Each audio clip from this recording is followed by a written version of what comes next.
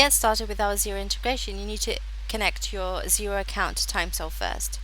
So to start with, click on Account, Integrations, click on the Xero tab, click on the Connect to Xero button.